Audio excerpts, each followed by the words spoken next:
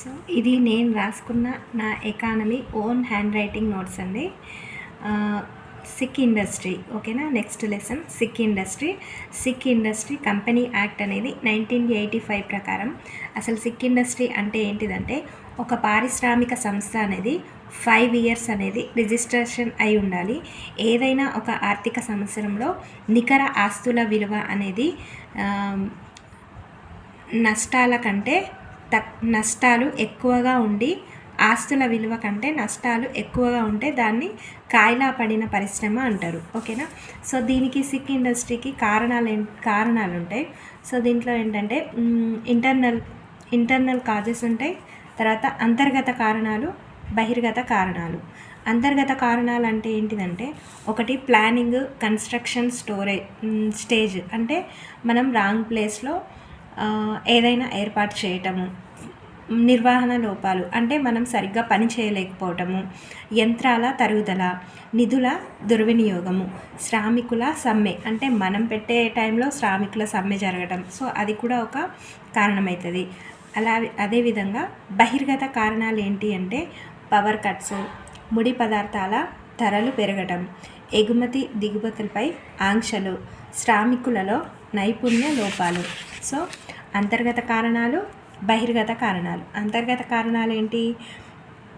Planning and construction stage అనేది wrong ప్లేస్లో మనం ఏదైనా స్టార్ట్ చేయడం, బిజినెస్ అనేది.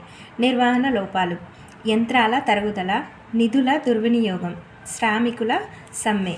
బహిర్గత కారణాలు పవర్ కట్స్, ముడి పదార్థాల ధరలు పెరగడం, ఎగుమతి దిగుమతులపై ఆంక్షలు, శ్రామికులలో నైపుణ్య లోపాలు, ఓకేనా. 5th వన్ ఏంటంటే ప్రపంచ మార్కెట్లో ప్రతికూలత అంటే జియోపాలిటిక్స్. తర్వాత 6th వన్ ట్యాక్సెస్ ఎక్కువగా ఉండటం, అవస్థాపన సౌకర్యాల లోపం అంటే ఇన్ఫ్రాస్ట్రక్చర్. సో దీనికి మనం చర్యలు ఏం తీసుకోవాలి అంటే లోన్స్ ఇవ్వాలి. సో లోన్స్ ఇస్తే జనాలు కొంచెం వాళ్ళకి యూజ్ అవుతుంది, ఓకే. తక్కువ ఇంట్రెస్ట్కి లోన్స్ ఇవ్వాలి.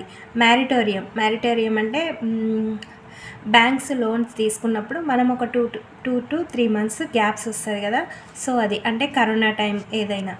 తర్వాత జాతీయం అంటే ప్రభుత్వ యాజమాన్యంలోకి తేవటం, అప్పుడు మనం సిక్ ఇండస్ట్రీని కాపాడుకోవచ్చు.